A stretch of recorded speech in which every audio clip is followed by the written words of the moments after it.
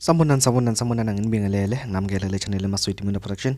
Uma ngabe uyaqala ukufika ngecethu kwenze iqiniso lokuthi uyaqofa subscribe maqedwe bale video ushawa like bese ke uyakhomenta lolu daba namhlanje. Ngenza kwethu usephendulile uZanele wakambokazi kulewo mphahlo wawukade uphahlwe ukhehlelezi ethi ke kukhona abasakazi ababili abasazofa esibathandayo kulo msakazo omkhulu woKhozi FM. Umsakazi woKhozi FM okuvela ukuthi unesifo somdlavuza uZanele Mbokazi usesiphendulele esibonakalisweni senyanga yaseThekwini uDr Khehlelezi esasithi kunezidumbu ezimbili ezizophuma kulomsakazo emumva kwesikabheka okanye uBK wakamchunu. uZanele uthe baningi abantu abamthumelele le video kaKhehlelezi ekhuluma ngesibonakaliso athi usitshelwe ke uNkulunkulu. uZanele uveze lokhu kade ebhala ekhasini lakhe la ku Facebook.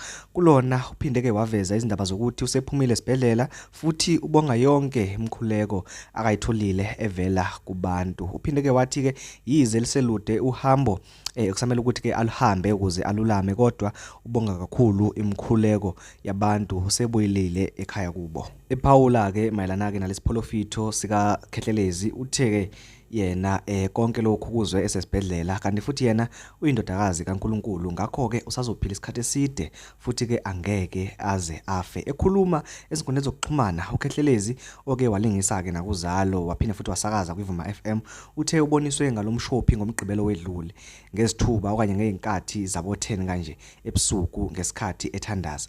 Utheke uzwe izwi likaNkulunkulu limtshela ukuba avule ukhozi ngoba efuna apolofithe ngokhozi FM. Utheke mase polofitha ke wasethola ukuthi kukhona abasakazi ababili abasazofa. Uthe mayesetshela uNkulunkulu ukhona vele oseshonile kulonyaka lo wathi uNkulunkulu ukhohlwa yiloyo bakhona abanye abasazofa. Eqhubaka uKhehlelezi uthe kuzodingeka abantu ababili bakaShembe abasezayona ababili izangoma ezinhlanu nezinyanga ezintathu ukuze ke khanjwe kuyothandazelwa ke lo msakazo woKhozi FM. Ugcizeleleke ngelithi kusazogulwa kwabi oKhozi FM uze wathi kuzoba khona abazodlula emhlabeni waphinde wathi ubona abantu bephathwa zinyawo abanye ke bephathwa yibhobo ngaphakathi endaweni yokusebenza. Uthe kusamele ukuthi ke kiwe khona lapha kuyoshiswa impepho ngoba lo msakazo unabantu abadala. Uthi kukhona umsebenzi owadlula emhlabeni eluthanda kabi ukhozi ngakho ke kuyafuneka ukuthi ke uhanjwe kuyothandazelwa ke lo msakazi. Uthe